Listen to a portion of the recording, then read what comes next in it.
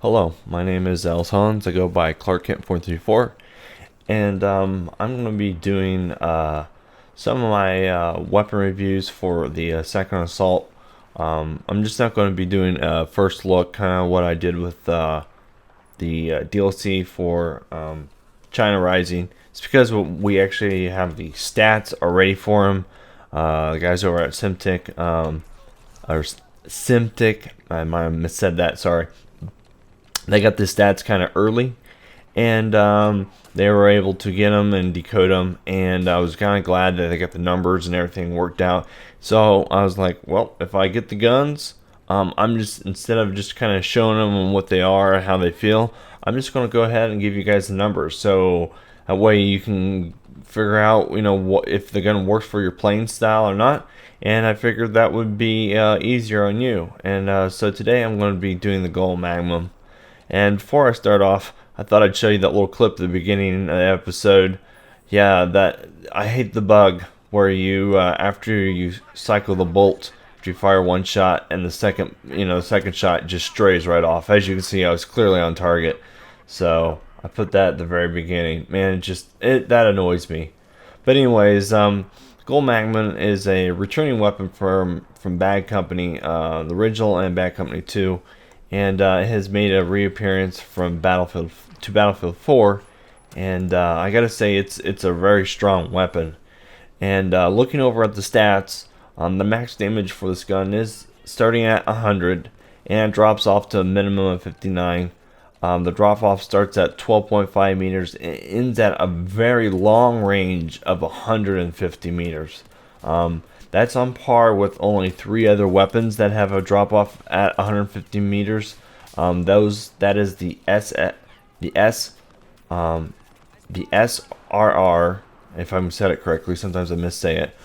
61, the M98B, and also the 338 Recon.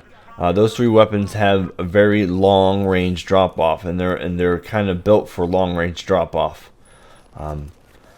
The fire rate on this gun is 63 rounds per minute. Now, saying that, as I mentioned, those 3 other guns that have the long range drop off, all of them usually have around a 40 rate per minute. They do not have a 63. So this weapon clearly outclasses in the rate of fire.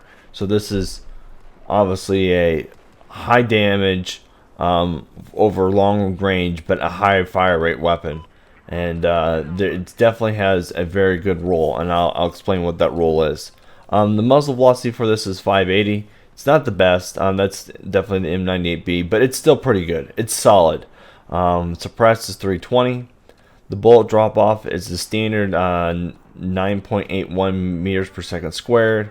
The magazine is kind of small, but it is quite common to be small for aggressive recons, and it's 6 bullets.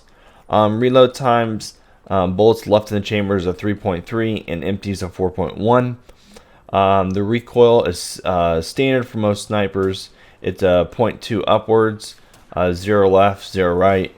The first shot multiplier is still standard. It's a 1.8.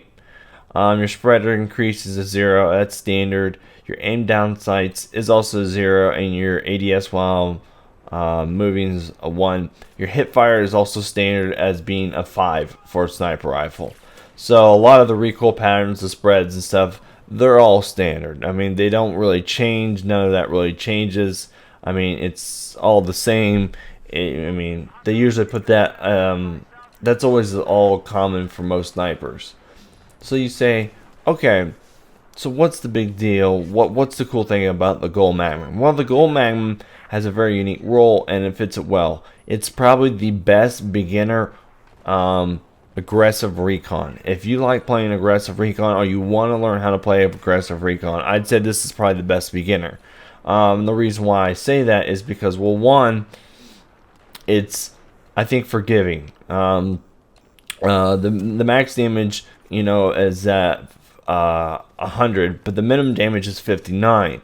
Most aggressive recons have lower damage, but they usually have the high fire rate. And I'm thinking of the FYJS and the 338 and the Scout Elite. Those are both aggressive recons, but they usually have lower minimum damage, but they have high fire rates. And so, I mean, but those are more of a finesse. Those are for players that have learned aggressive recon. They've learned how to, they've put a lot of time, they've practiced with it. But if you want something that you're trying to start out with, this is the weapon you need to go to. Obviously, maybe the Scout Elite, yes, it has the same fire rate, and this gun is on par as being the fastest firing sniper rifle. I mean, the Scout Elite has also the same 63 rounds per minute, so they're both, I mean, it's on par with being the fastest firing sniper. But since it does have a higher damage profile, your shots, you're going to count more. I mean, if you hit a shot and it's not a headshot, it's a body shot, I mean, you're going to do 59 damage to that person, which, you know, you don't have that on Scout Elite. It's a lower damage model, so you got to be more precise with the shots. You got to be more aggressive, and you got to learn how to play smarter. But on this one, if you miss and you just hit body shots, I mean, it's totally fine. I mean, because you have that more margin of error. Also, the damage is bigger over a larger range. You don't get that with Scout Elite. Also, if you compare it to the FYJS, which you have to, well, kind of work for to get it, it has a unique advantage of having lower bullet drops, so it's more of a precise weapon. It's easier. You don't have to spend time ranging your weapon. That weapon's built for no ranging and just going out there and just popping shots at heads one after another. So, but it also is a lower damage weapon as well. So, this weapon, I think, is just, it's good for people starting out. It gives a good fire rate. It gives a good damage over range. It has a good muzzle velocity. 580 is good. The highest one is the M98B, which is great for running targets, which that's at 650. So it's got a good fire rate. The only downside, I would say, is the magazine size is 6, and it will catch you off guard. It's caught me off guard. I have to remember my magazine size being small. The reload times is not also the greatest either. The L96 is probably the worst in the class. It's also probably one of the best well-rounded snipers, but this one's right up there with it. Bullets left in chamber give you a 3.3, which is very slow. It's one of the slowest. Like I said, it's probably the second slowest in the class of all snipers. And totally empty at 4.1. That's really bad. It's like reloading an LMG practically. So you gotta really watch your reloads. You just can't, pop shots off real fast and then be stuck doing a full empty reload, because you're going to be sitting there as a sitting duck. This gun is absolutely amazing using. Once you get your hands on it, it's just, because of the damage and the high rate of fire, this gun actually has the highest DPS. Now, before, the highest DPS weapon used to be the M40. The M40 sniper rifle was the highest damage sniper rifle, but because of that's because it had they had the 59 damage, even though it wasn't the longest range, the M40A5, but it still had a high fire rate, of 60. But this one, since it has a little bit higher fire rate and still has that max damage of 59, it actually becomes the new highest DPS gun. It now becomes the new king. But I think because it has a faster muzzle velocity, I think a lot more people are going to use this one. I still think the M40 is still a great gun. I think this one is just maybe a little bit more, maybe a little bit more easier to use. So if you like playing aggressive, you don't like to sit in one spot, just laying there. I mean, you'll see I move a lot. And me and a friend of mine, Unknown Problem, in here, we play aggressive through this whole match. We kind of try to move. We kind of look for targets. We try not to stay in one spot. If you don't want to sit in one spot and just snipe and snipe and snipe, this is the gun for you. If you like to move from place to place to place to place to place and play aggressive, this is your gun.